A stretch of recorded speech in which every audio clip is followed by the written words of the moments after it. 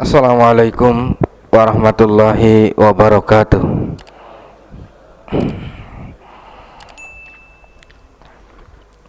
Innal hamdalillah nahmaduhu wa nasta'inuhu wa nastaghfiruh wa na'udzu billahi min syururi anfusina wa min sayyiati a'malina. Man yahdihillahu fala mudhillalah wa man yudlil fala hadiyalah. Asyhadu an la ilaha illallah wahdahu la syarikalah wa asyhadu anna Muhammadan abduhu wa rasuluh. Allahumma salli wa sallim wa barik ala nabiyyina Muhammadin wa ala alihi wa sahbihi wa man tabi'ahum bi ihsanin ila yaumiddin. Qala Allah ta'ala fil Qur'anil Karim, ya ayyuhalladzina amanu taqullaha haqqa tuqatih wa la tamutunna illa wa antum muslimun. Amma ba'd. Ma'asyiral muslimin wal muslimat, Bapak dan Ibu sekalian, jamaah salat subuh rahimanallahu wa iyyakum. Alhamdulillah, kita memuji kepada Allah Subhanahu wa taala, mengucap syukur atas berbagai nikmat dan karunia yang Allah anugerahkan kepada kita. Dengan taufik darinya, kemudahan dari Allah Ta'ala, berbagai macam ketaatan, berbagai macam kebaikan akan dimudahkan untuk diwujudkan. Di antara bentuk ketaatan dan kebajikan itu adalah salat subuh berjamaah dan memanfaatkan waktu ba'dahu untuk kita tafaqquh fid din, membaca bagian dari sirah perjalanan orang-orang saleh, orang-orang yang mulia di sisi Allah Subhanahu wa taala. Dan di antara mereka adalah para nabi, para rasul. Dan pembacaan kita berkaitan dengan sirah para nabi dan para rasul, kita telah sampai di kisah Nabi Isa alaihi salam. Dan berkaitan dengan kisah Nabi Isa alaihi salam, kita telah sampai kepada informasi dari Allah Ta'ala dan Rasulnya tentang Nabi Isa diangkat oleh Allah Ta'ala, kemudian di akhir zaman akan diturunkan oleh Allah Ta'ala kembali ke dunia. Dan insyaallah kita akan pagi ini menyampaikan tentang peristiwa-peristiwa atau kemudian hikmah-hikmah dan hikmah-hikmah yang disebutkan oleh para ulama dari hadis-hadis yang sahih berkaitan dengan kisah turunnya Nabi Isa alaihissalam di akhir zaman dan pelajaran di dalamnya. Ma'asyiral muslimin rahimanallahu wa iyyakum. Sebelum Nabi Isa alaihi salam turun, ada dua peristiwa yang terjadi di dunia. Yang pertama adalah keluarnya Imam Mahdi. Kemudian yang kedua adalah munculnya Dajjal. Kemudian selanjutnya yang ketiga, turunnya Nabi Isa. Kemudian lepasnya Ya'juj dan Ma'juj. Kemudian setelah itu wafatnya kaum muslimin. Kemudian selanjutnya adalah menunggu datangnya kiamat. Bapak sekalian rahimanallahu wa iyyakum, mata rantai kejadian tadi disebutkan oleh Nabi Muhammad sallallahu alaihi wasallam di banyak hadis. Ya, di banyak hadis sampai para ulama menyebutkan derajatnya masuk kategori mutawatir maknawi, terutama tentang turunnya Nabi Isa. Kemudian yang kedua, rentetan peristiwa tersebut termasuk di antara tanda-tanda kiamat yang besar. Ya, termasuk di antara tanda-tanda kiamat yang besar. Para ulama menyebutkan berdasarkan hadis dari Nabi Muhammad SAW bahwasanya tanda kiamat itu ada dua. Ada yang kecil dan ada yang besar. Adapun yang kecil, ada yang telah berlalu, ada yang sedang berlalu, dan mungkin juga ada yang sedang terjadi, ada yang mungkin akan terjadi. Kemudian tanda-tanda kiamat kecil bisa jadi pelakunya adalah sosok-sosok yang disebutkan Nabi, atau pelakunya adalah kita sendiri. Ya, mungkin kita sendiri termasuk di antara tanda-tanda kiamat yang kecil itu. Ya, adapun tanda kiamat yang telah berlalu adalah wafatnya Nabi Muhammad SAW. Tanda kiamat yang sedang terjadi banyak. Di antaranya adalah la taqumu sa'ah, tidak terjadi hari kiamat hatta yakthuruz zalazil, sampai terjadi banyak gempa. Maka kejadian banyak gempa itu bukan semata-mata faktor alam, tetapi memang sudah iradah kauniyah dari Allah Ta'ala. Makin kesini akan terjadi banyak gempa, karena itu merupakan di antara rentetan yang Allah takdirkan untuk menuju hari kiamat. Kemudian juga banyaknya pembunuhan, yafidul mal, harta itu banjir. Ya, sesuatu yang enggak terbuka di masa lalu, di masa ini terbuka. Harta yang di masa lalu dengan harta yang di masa kini berbeda dalam jumlahnya. Ini adalah di antara hal-hal yang sedang terjadi. Mungkin kita baca atau kita sendiri di antara pelakunya. Di antaranya adalah di antara tanda hari kiamat bahwasanya orang tidak memberikan salam kecuali orang yang dikenal. Kadang kita mungkin masuk dalam kategori hadis ini. Sesungguhnya ini adalah di antara tanda-tanda kecil.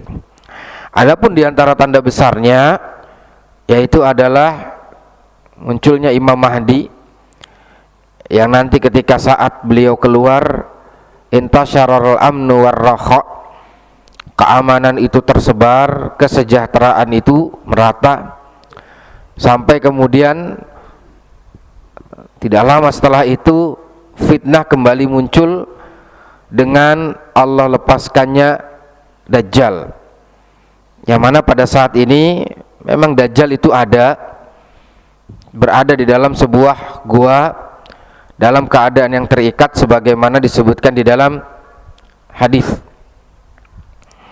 Kemudian dia akan membawa fitnah. Fitnahnya tersebut menyeru kepada kebatilan dan kekufuran, membawa berupa atau serupa dengan air dan api.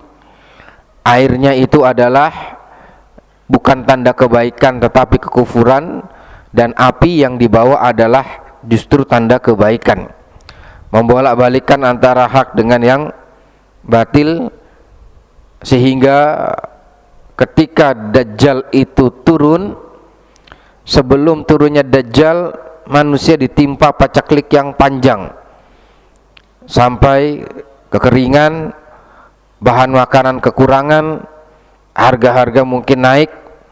Pada saat Dajjal turun, setelah itu siapa yang mau mengakui Dajjal sebagai Tuhannya, keesokan harinya buminya menjadi hijau, kemudian buah-buahannya tumbuh, peternakannya kemudian makmur, kemudian kehidupannya ya dalam keadaan sejahtera. Barang siapa yang tidak mengimani Dajjal sebagai Tuhan, maka senantiasa dalam kondisi kesulitan dan kenestapaan seperti sebelumnya. Maka itu adalah di antara fitnah yang ada pada saat Dajjal turun. Diceritakan oleh Nabi, kemudian manusia ya ada yang mencoba untuk meyakinkan dirinya kalau itu Dajjal. Maka Rasulullah SAW bersabda, "Idza sami ahadakum bid-dajjal falyan'a anhu." Jika salah seorang di antara kalian mendengar Dajjal turun, menjauh. Fa inna ahadakum, sesungguhnya salah seorang di antara kalian mendatanginya untuk mengetes, kemudian fayattabi'uhu fima yarahu minasyubuhat. Kemudian yang terjadi justru dia berubah hatinya, berubah imannya ketika dia terpengaruh oleh syubhat, oleh kerancuan dan godaan-godaan dari Dajjal. Lalu kemudian setelah itu Dajjal berusaha masuk ke berbagai macam negeri kecuali 2 kota, yaitu Mekah dan Madinah. Dia tidak bisa masuk karena dijaga oleh malaikat. Lalu dihentakkan kakinya orang-orang munafik yang ada di kedua kota suci tersebut, kemudian keluar. Dari sini faedahnya adalah al-makanu la yuqaddisul insan. Tempat itu tidak mensucikan orang. Ya, tempat itu tidak mensucikan orang. Kemudian dalam kondisi yang demikian Allah turunkan Nabi Isa alaihi salam. Ya, sebagaimana disebutkan di dalam riwayat. Dan Nabi Isa alaihi salam turun di sebelah di fil mana alal manaril bayda fi syarqi Damasq. Turun di menara putih di timur kota Damaskus. Ya, di timur kota Damaskus. Di buku yang saya pegang ini adalah Atlas Para Nabi dan Rasul. Disebutkan atau sempat disampaikan bentuk menara yang diindikasikan itu adalah tempat kelak turunnya Nabi Isa alaihi salam. Kemudian ketika Nabi Isa alaihi salam turun, maka beliau turun dengan memiliki beberapa fungsi dan tujuan. Di antaranya adalah yang disebutkan oleh Nabi Muhammad SAW dalam hadis yang dikeluarkan oleh Imam Bukhari dari sahabat Abu Hurairah. Nabi Muhammad SAW bersabda, "Walladzi nafsi biyadihi," yang jiwaku berada di tangannya. Artinya Nabi Muhammad SAW bersumpah, ya, bersumpah dengan nama Allah Ta'ala, dengan Allah Ta'ala, la yushikanna anzila fikum ibnu Maryam hakaman adla, bahwasanya hampir-hampir turun di tengah kalian, ya, Isa bin Maryam sebagai hakim yang adil. Fayaksir salib, mematahkan salib, wa yaqtulul khinzir, membunuh babi, wa yada'ul jizyah, kemudian meletakkan upeti, ya, upeti pungutan itu tidak ada lagi. Wa yafidul mal, harta itu melimpah ruah. Yafid itu dari kata fayadon. Fayadon kalau untuk istilah kontemporer itu diartikan dengan banjir. Ya, kalau misalnya mungkin kita takribil makna, ya, menggambarkan pada saat itu harta itu banjir kemana-mana, artinya melimpah ruah.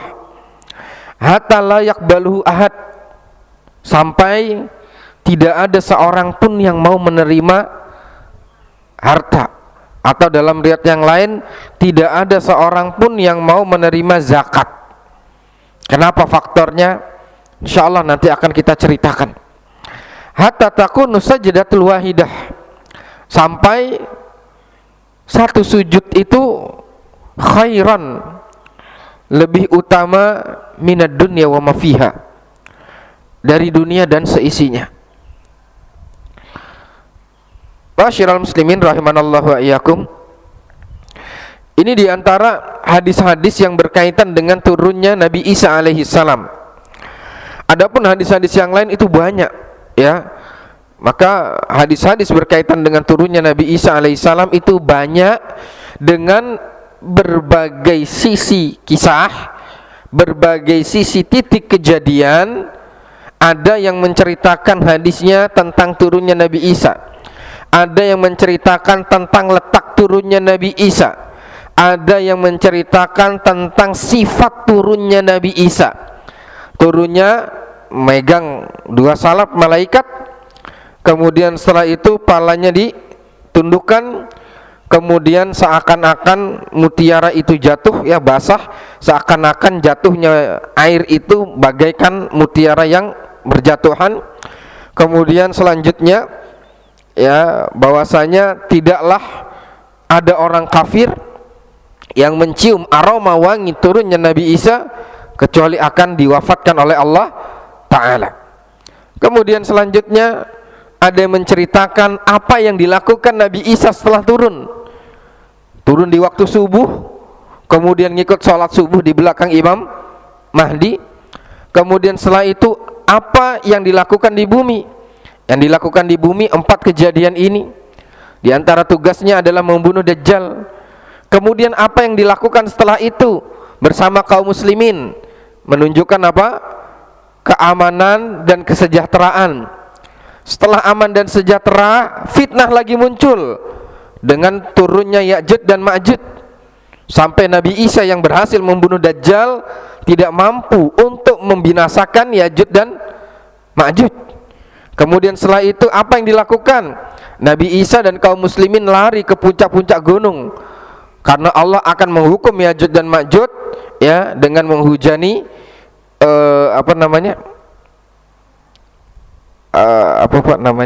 binatang kecil yang dia akan menggerogoti Ya'juj dan Ma'juj sampai habis. Sampai kemudian Allah turunkan hujan, kemudian bangkai-bangkainya disapu. Kemudian setelah itu turunlah Nabi Isa dan kaum muslimin, kemudian kembali lagi hidup dalam keadaan, ya, dalam keadaan penuh kemakmuran. Lalu setelah itu Allah kirimkan angin, yang angin itu akan ditiup oleh setiap muslim. Tidaklah setiap muslim mencium angin tersebut kecuali diwafatkan oleh Allah Ta'ala. Dan yang tersisa adalah manusia-manusia buruk di atas muka bumi. Kemudian Allah tegakkan kiamat. Masyiral muslimin rahimanallahu ayyakum. Ini diantara runutan kisah, kemudian menjelaskan titik-titik yang berbeda, sehingga dari situ para ulama mengambil kesimpulan, dan ini ijma'. Dan ini ijma'. Ijma' para sahabat, ijma' para tabi'in, atba'ut tabi'in, dan seluruh para ulama akidah Ahlussunnah sepakat tentang turunnya Nabi Isa alaihi salam. Karena titik-titik hadis yang tadi disebutkan itu berbicara tentang realita kejadian, satu. Yang kedua, kalau ingin ditakwil, kalau ingin dimaknai dengan makna yang lain, akan menyulitkan dan akan sulit dan tidak akan mampu. Kalau titik Nabi Isa-nya turun, mungkin orang mentakwil dengan mengatakan, oh, bahwasanya kebenaran dari Allah akan turun. Lalu kemudian kemakmuran merata, bahwasanya keadilan oleh Allah Ta'ala pada saat itu menyerok ke berbagai macam sisi. Iya, sisi itu. Lalu nanti bagaimana tentang diartikan atau ditakwil turun dengan memegang dua sayap, turun dengan kepalanya menghadap ke bawah, air yang turun itu bagaikan air yang turun itu seperti mutiara yang berjatuhan, angin itu diartikan dengan apa, kematian orang kafir itu diartikan dengan apa, menara Damaskus itu diartikan dengan apa, dan lain sebagainya, akan menyulitkan. Nah, ya sekalian rahimanallahum, oleh sebab itu ini diantara prinsip akidah yang disebutkan oleh para ulama dari zaman ke zaman tentang Nabi Isa alaihissalam. Dan yang dikhawatirkan adalah ketika orang tidak mengimani turunnya Nabi Isa alaihissalam, di saat itu manusia hanya terbelah menjadi dua. Di awal titik ya, yang pertama pengikut Nabi Isa dan Imam Mahdi, atau yang kedua menjadi pengikut Dajjal, orang Yahudi dan pasukannya. Manusia tinggal dua. Kemudian ketika Dajjal mati, setelah itu agama menurut sebagian para ulama kembali menjadi satu. Naam, Allah ta'ala bisawab. Masyiral muslimin rahimanallahu wa iyyakum. Kemudian di sini dikatakan oleh Al-Imam Ibnu Hajar Al-Asqalani Asy-Syafi'i, penulis kitab Bulughul Maram dan kemudian penulis kitab Fathul Bari, ketika beliau menjelaskan hadis Sahih Bukhari pada lafaz an yanzila fikum Maryam hakaman adla, Nabi Isa akan turun sebagai hakim yang adil. Dikatakan oleh para ulama, Nabi Isa turun bukan sebagai status nabi, bukan sebagai status nabi, artinya tidak membawa sesuatu yang baru. Dan yang kedua, tidak merubah syariat Nabi Muhammad. Adapun jika ada orang di akhir zaman ya, kemudian muncul ngaku sebagai Nabi Isa, kemudian merubah syariat Nabi Muhammad, jumlah salatnya dirubah, syariat halal dan haramnya dirubah, ini lebih tepat untuk dikatakan Dajjal ya, karena memang Rasulullah SAW mensifati Nabi palsu itu dengan sebutan Dajjal ya. Rasulullah SAW mensifati Nabi palsu itu dengan sebutan Dajjal. Maka turun sebagai hakim. Sebagai hakim adalah pemimpin yang adil, tidak sebagai nabi. Dan tetap nabi terakhir adalah Nabi Muhammad. Ya, nabi terakhir adalah Nabi Muhammad. Hakaman adalan. Nah, kemudian Bapak sekalian rahimanallahu wa iyyakum, disebutkan ya, ada dua pendapat di kalangan para ulama. Nabi Isa ini turun ya, di dalam hadis Aisyah, yamkuthu Isa fil ard arba'ina sanah. Nabi Isa turun sekitar 40 tahun. Ya, 40 tahun hidup. Ada yang mengatakan 7 tahun. Karena waktu diangkat umur 33, ketika nanti turun umurnya diterusin sehingga tinggal 7 tahun. Terlepas apakah itu 7 tahun, apakah itu 40 tahun, yang pasti kiamat itu ya, kiamat itu nanti terjadi, ada tanda-tanda besarnya. Jadi tidak mungkin ketika diinfokan atau dikabarkan Ramadan mau kiamat atau tahun depan mau kiamat, karena konsekuensi dari adanya ucapan itu harus ada dulu Imam Mahdinya dan ditentukan siapa Imam Mahdinya.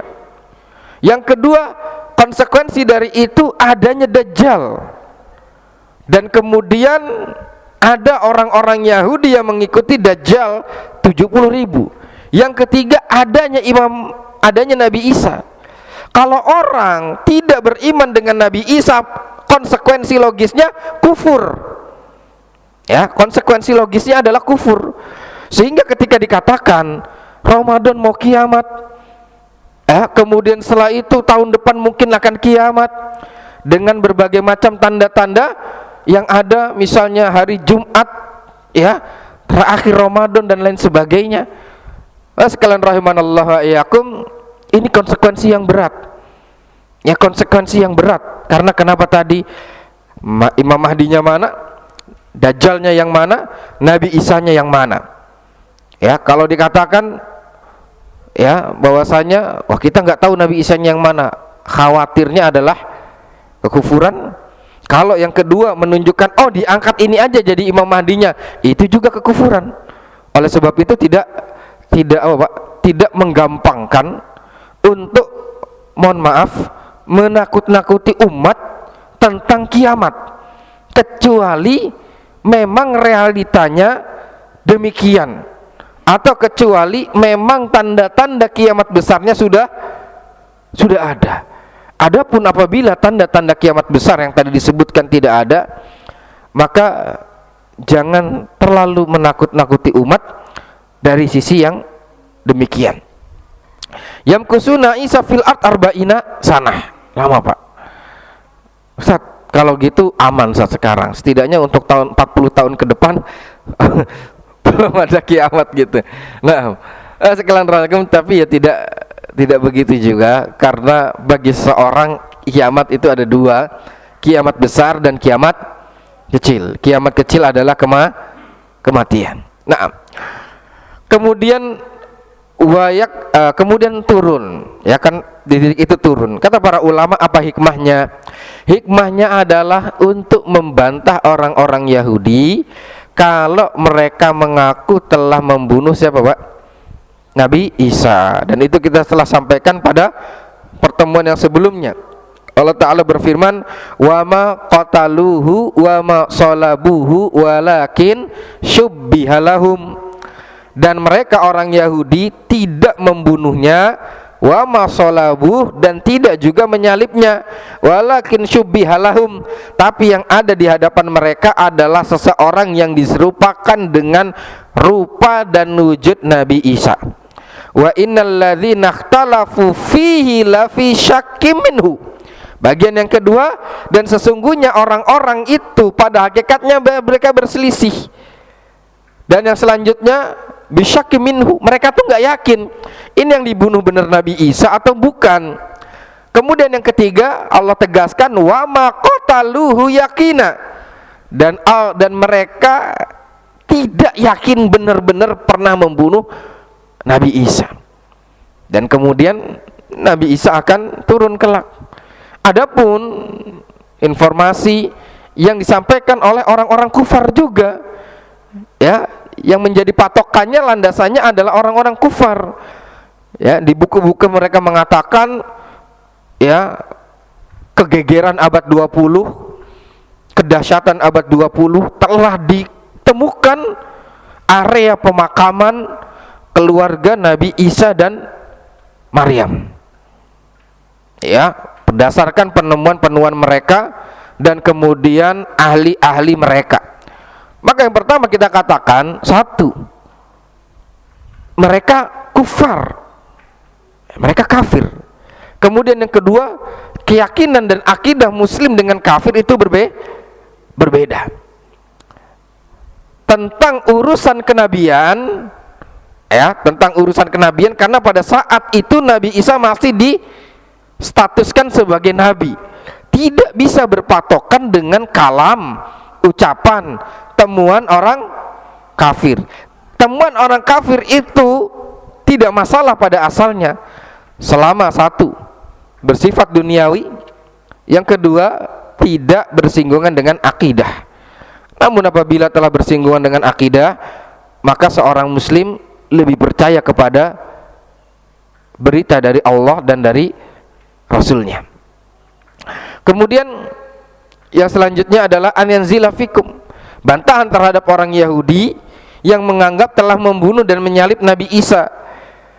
Ya, maka diturunkanlah Nabi Isa di akhir zaman untuk membuat mereka tercengang dan untuk membuat mereka terbelalak bahwasanya itu adalah anggapan kalian saja. Hakikatnya Nabi Isa alaihi salam, ya, diangkat oleh Allah Subhanahu wa taala. Nah, masyaallah muslimin rahimanallahu wa iyyakum, adapun tentang kaifiyah, ya, tentang kaifiyah bagaimana diangkatnya, kemudian sekarang Nabi Isa di langit ngapain, Bagaimana kalau di sana tidak ada udara? Maka ini takalluf, sesuatu yang memberatkan diri. Allahu qadir, Allah maha kuasa, fa'al lima yurid, innallaha ala kulli syai'in qadir. Kalau seandainya prinsip logika itu diterapkan dalam masalah-masalah keyakinan, la abtala kathiron, akan menggugurkan banyak prinsip keyakinan terhadap para nabi dan para rasul, akan membatalkan banyak prinsip ya keyakinan terhadap para nabi dan rasul. Nabi Yunus ada di perut ikan, napasnya pakai apa? Pakai napas buatan, bawa tabung oksigen seperti itu. Nah, sekalian rahimanallah wa iyyakum, ini apa namanya, kita imani saja Allah maha berkuasa. Kemudian ma'asyiral muslimin, di kisah Nabi Muhammad sendiri, ketika Nabi Muhammad hijrah, orang-orang itu sudah berada di depan rumahnya, kemudian diambil debu, pasir, kemudian apa? Dilemparkan, maka orang-orang kafir tidak bisa melihat Nabi Muhammad keluar. Nah, ini diantaranya. Dan banyak sekali Nabi Musa, ya, bahkan diantaranya juga yang paling awal adalah tentang Nabi Adam dengan dengan istri beliau, ya, dengan istri beliau. Bagaimana mungkin muncul seorang wanita, Allah firmankan diambil dari rusuknya. Bagaimana cara diambilnya? Tidak ada dokter bedah pada saat itu, rumah sakit juga tidak ada. Sekalian rahimanallahu ini. Jadi kita imani Nabi Isa diangkat oleh Allah, berada di langit. Kemudian bagaimana apa yang dilakukan, oksigennya, itu takalluf. Kalau logika seperti ini dibiarkan atau diiyakan, ini akan merembet kepada sisi-sisi kenabian yang lain, dari mulai zaman Nabi Adam sampai Nabi Muhammad. Kalau konteksnya demikian, semuanya akan tertolak dan ditolak. Oh, nah Hawa itu nggak ada, istri Nabi Adam itu hakikatnya nggak ada, tolak. Masya Allah, poin lagi. Kemudian setelah itu hal-hal yang lain ke bawahnya, dan itu berat konsekuensinya. Nah, sekalian rahimanallahu wa iyyakum, ini yanzila fikum Isa bin Maryam hakaman adil, ya, hakam yang adil, fayaksirus salib, ya, maka akan mematahkan apa Pak? Salib. Kata Imam Ibnu Hajar al-Asqalani, beliau mengatakan yubtilu dinan nasraniyah, Nabi Isa akan turun sendiri untuk membatalkan atau yaitu menjelaskan tentang kebatilan Nasrani, karena benda tersebut adalah syiar besarnya. Ketika Nabi Isa yaksir salib, mematahkan, menunjukkan ini sesuatu yang batil, yang tidak diridhoi oleh Nabi Isa. Nah, sekalian rahimanallahu wa iyyakum, selanjutnya adalah wayaqtulul khinzir, kemudian membunuh babi, ya, membunuh babi. Dikatakan oleh Imam Ibnu Hajar, tahrimu iktina'il khinzir, haramnya, ya, memelihara khinzir, yaitu babi tersebut. Nah, sekalian rahimanallahu wa iyyakum, ini diantaranya. Kemudian yang disampaikan juga oleh beliau, fawaidnya adalah konsekuensinya, kalau salib babi itu dihancurkan, berarti kedua hal ini sesuatu yang tidak bermanfaat, atau yang kedua, sesuatu ini memberikan mudarat. Ketika memberikan mudarat, maka perlu dihilangkan, ya, perlu dihilangkan. Kebalikannya, kalau sesuatu itu sesuatu yang bermanfaat, wala yushra'u itlafuhu, maka tidak boleh untuk dilenyapkan. Mainnya, ya, kebalikannya. Kalau sesuatu itu mudarat, maka kaedahnya adalah untuk dilenyapkan. Kalau sesuatu itu tidak bermudarat bahkan bermanfaat, maka tidak boleh dilenyapkan. Artinya sekalian rahimanallakum, dari sini kata beliau, oleh sebab itu di pembahasan ini ngelebarnya kemana Pak? Titik muamalat, titik buyuk, jual beli, muamalah dan lain sebagainya. Poinnya, contohnya adalah berarti seseorang harus menjaga dan berhemat terhadap hal-hal atau barang-barang yang memiliki manfaat. Tidak ceroboh ketika memiliki barang-barang, kemudian tidak aji mumpung ketika memiliki barang-barang. Ya, misalnya dia punya apa Pak? Ya, ketika dia punya HP, ketika punya alat komunikasi, ketika dia punya kendaraan bermotor, kemudian ya mobil, kemudian barang-barang di rumah, punya piring, punya apa, itu dijaga, dirawat, karena itu sesuatu yang bermanfaat. Dan sesuatu yang bermanfaat tidak disyariatkan untuk semerta-merta dirusak. Ya, ini analogis terbalik dari apa? Sesuatu yang tidak bermanfaat, mudarat, itu harus dilenyapkan. Oleh sebab itu dalam bab dakwah dikatakan oleh Syekh Fathi Al-Musili, salah seorang ulama yang ada di mana Pak? Di Syam. Alhamdulillah akhir mana Pak? Akhir April kemarin ada 2 ulama dari Syam datang ke Indonesia, kemudian setelah itu memberikan dars dan pelajaran, ya, membahas kitab para ulama. Ada yang membahas tentang adab, ada yang membahas tentang kaidah fikih. Di antara kaidah dalam dakwah disampaikan fi halatin an taglibas salamah, kalau kondisinya itu dominan aman dan keselamatan, maka kaedahnya adalah fijal bil masoleh, ambil kemaslahatan sebanyak-banyaknya. Kalau kondisinya itu fi halil fitnah, dalam kondisi fitnah, dalam kondisi ujian, ya, dan cobaan, maka kaedahnya dibalik, yaitu adalah izalatul mafasid au takliliha, hilangkan kemudaratan atau minimkan kemudaratan. Nah, jadi kalau kondisinya aman, tenang, lakukan hal-hal yang bermanfaat atau datangkan kemaslahatan. Ketika kondisinya fitnah, kondisinya ujian, kurangi kemudaratan atau hilangkan kemudaratan. Contoh penerapannya di zaman Nabi, pada saat Nabi berdakwah baru menjadi nabi, ada seorang sahabat yang bernama Amr bin Abasah. Amr bin Abasah, hadisnya sahih riwayat Muslim, datang kepada Nabi. Katanya, kamu siapa kamu? Kata Nabi, saya Rasulullah. Apa itu Rasulullah? Utusan Allah. Kemudian apa buktinya? Saya diutus untuk menyambung silaturahmi, menghancurkan berhala dan ibadah kepada Allah.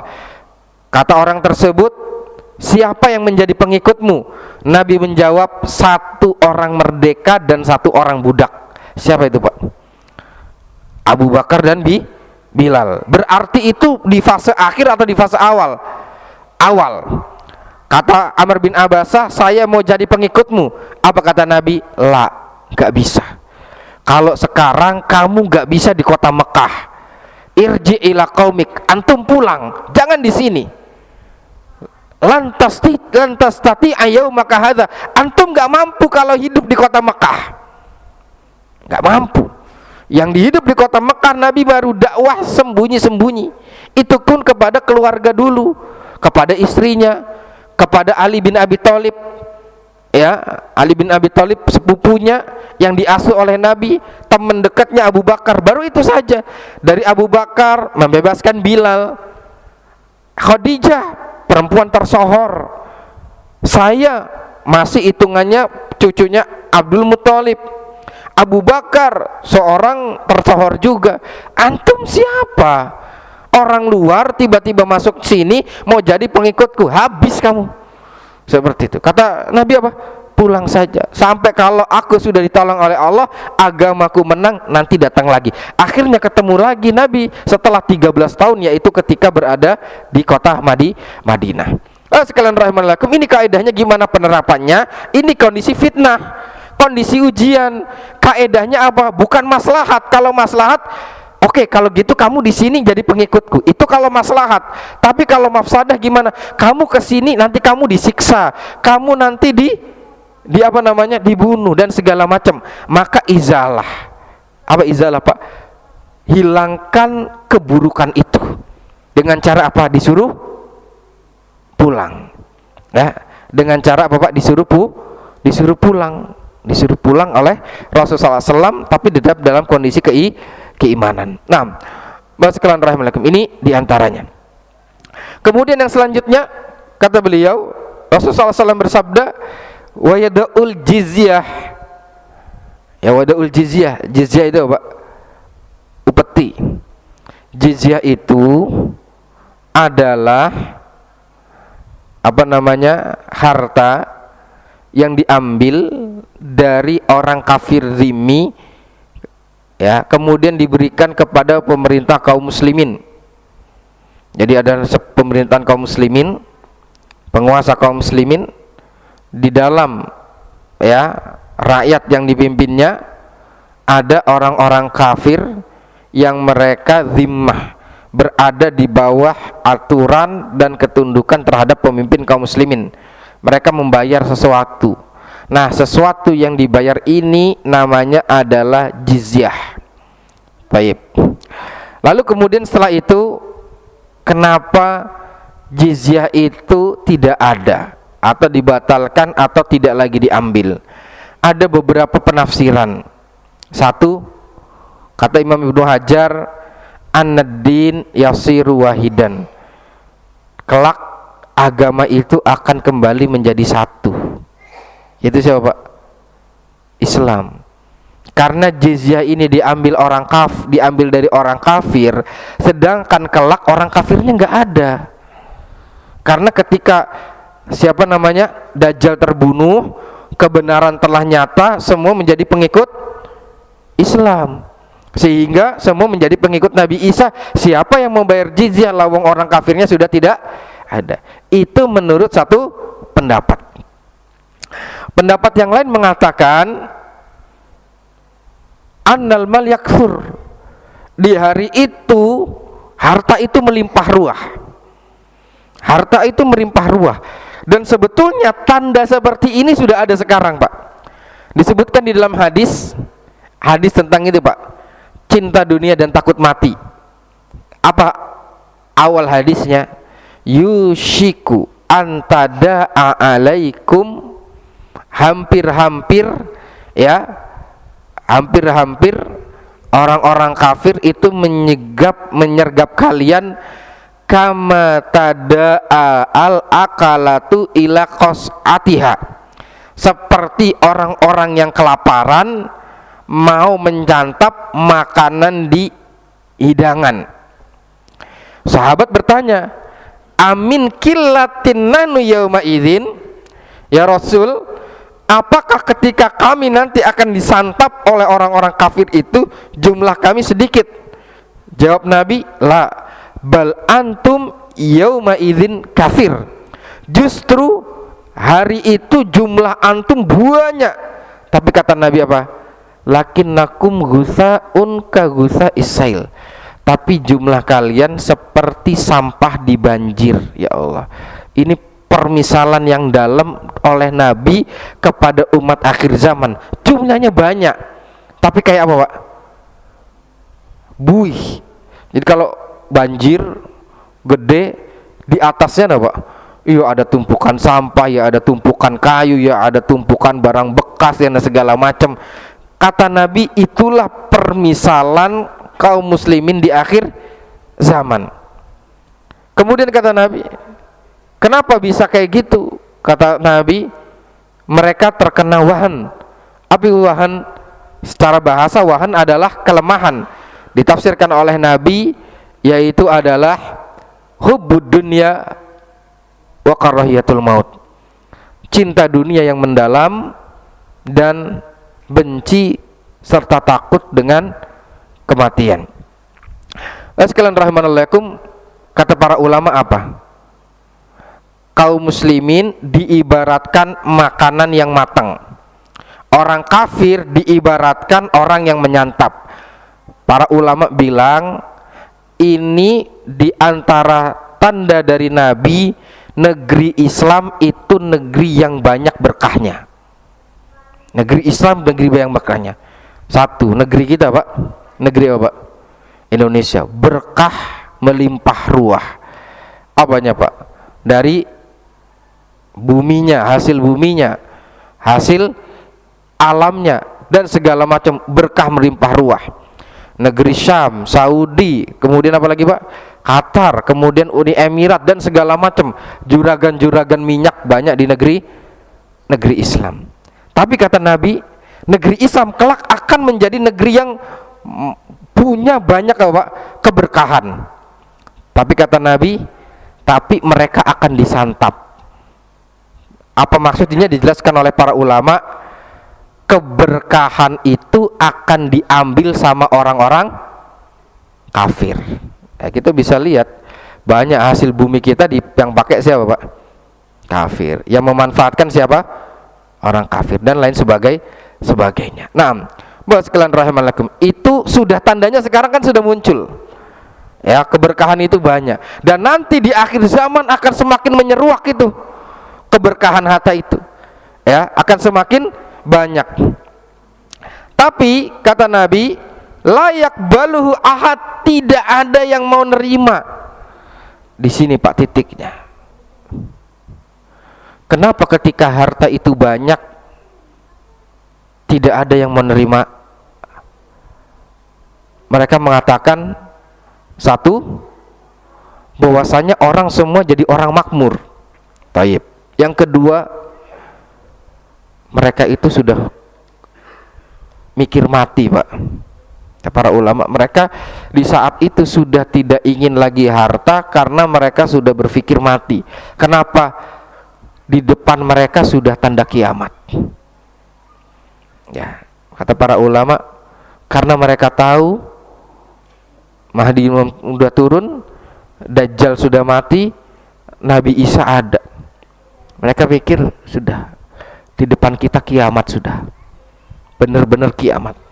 Oleh sebab itu mereka berpikir yang penting bagi kita dan yang paling penting bagi kita adalah bagaimana kita mempersiapkan bekal. Oleh sebab itu Nabi menyebutkan di sini, ketika mereka ditawarkan harta, mereka nolak. Mereka lebih berpikir, saya bisa sujud sekali atau bisa sholat sekali, itu lebih saya cintai. Karena kenapa Pak? Kiamat itu benar-benar sudah di depan mata mereka. Yang mereka pikirkan satu, apa Pak? Orang itu Pak, kalau mohon maaf Pak ya, kalau kematiannya sudah di timer, apa Pak? Apa yang dipikirkan? Mikirin bekal sudah. Mohon maaf ya, kematian sudah di timer apa Pak? Sudah dihitung mundur sudah. Dan ini hitung mundurnya bukan nakut-nakutin seperti awal, tapi memang sudah di depan mata. Apalagi nanti ketika Ya'juj dan Ma'jujnya sudah dimusnahkan, Nabi Isa sudah turun lagi. Tinggal nunggu satu kejadian, kapan anginnya datang. Anginnya datang, kemudian setelah itu apa? Setelah itu wafat. Nabi Isa wafat, semua orang wafat, kaum beriman wafat, tinggal orang-orang kafir. Sudah tidak ada lagi amar ma'ruf, tidak ada lagi nahi mungkar. Ya, nggak ada orang yang ngajak kebaikan, nggak ada orang yang mencegah kemungkaran. Maka yang terjadi adalah orang, mohon maaf Pak ya, ini kalau bahasa memang agak kasar ya, tapi mohon maaf ya, ini untuk penekanan saja. Orang yang ngeblangsak semakin ngeblangsak, orang yang kurang ajar semakin kurang ajar, orang yang dablek makin sudah nggak ada lagi yang ngingetin, sudah tidak ada lagi amar ma'ruf. Maka udah seburuk-buruk orang, kata Nabi, adalah orang yang ketika terjadi kiamat dia masih hidup. Ya, orang yang terjadi kiamat. Makanya Bapak sekalian rahimanallahu, ini juga konsekuensi yang tadi kita sebutkan. Jangan serta-merta memudahkan mengatakan Ramadan kiamat. Kalau Ramadan kiamat kita buruk. Kita Nabi katakan tidak terjadi kiamat kecuali orang itu orang paling buruk. Sekalipun memberikan nasihat ke Mekah, ke Madinah, umroh nggak usah balik, kayak gitu juga. Berarti kita orang paling buruk di situ. Berarti khawatir kita itu kafir semuanya. Karena kata Nabi apa? Sebelum kiamat orang muslim itu habis sudah orang muslim, gak ada lagi. Sampai gak ada orang yang mengatakan Allah, Allah. Kenapa? Karena gak ada lagi orang kafir, gak ada lagi orang mukmin, gak ada lagi orang sholat, gak ada lagi orang azan. Ka'bahnya sudah hancur. Sekalian rahmatullahi, ini dikatakan oleh beliau, ya, oleh siapa namanya? Al-Imam Ibnu Hajar Al-Asqalani. Mereka mengatakan bahwasanya kematian sudah di depan mata, kiamat sudah di hadapannya. Maka sebanyak apapun harta itu tidak begitu menarik, menggiurkan mereka, kecuali mereka datang kepada Allah untuk ibadah. Mereka lebih suka untuk banyak ibadah ketimbang bersedekah dengan harta. Kemudian yang ketiga, kata Imam Ibnu Hajar, annas yarghubuna anid dunya, bahwasanya banyak manusia pada saat itu sudah enggak cinta dunia lagi, dan mereka lebih suka sholat itu mereka lebih suka untuk dilakukan daripada dunia dan seisinya. Oleh sebab itu, kata Abu Hurairah setelah membacakan hadis ini, beliau membacakan surat An-Nisa ayat 159, wa im min ahlil kitabi illa la yu'minanna qabla mautih. Sesungguhnya orang ahli kitab semuanya kelak akan beriman sebelum kematiannya Nabi Isa. Artinya Bapak, setelah adanya Dajjal dibunuh, orang Yahudi masuk Islam, kemudian setelah Ya'juj Ma'juj mati, orang-orang kemudian semuanya masuk Islam. Dan tadi menurut sebagian ulama mengatakan agama tinggal satu, yaitu agama Islam. Kemudian setelah itu Nabi Isa wafat, diikuti oleh kaum muslimin wafat, dan seterusnya.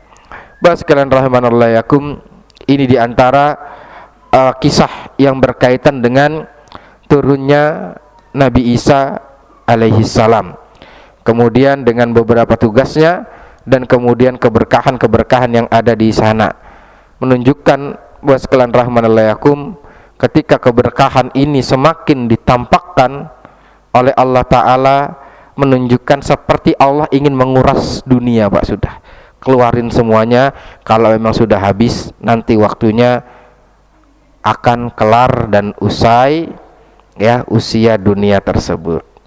Assalamualaikum, mungkin ini yang dapat kami sampaikan.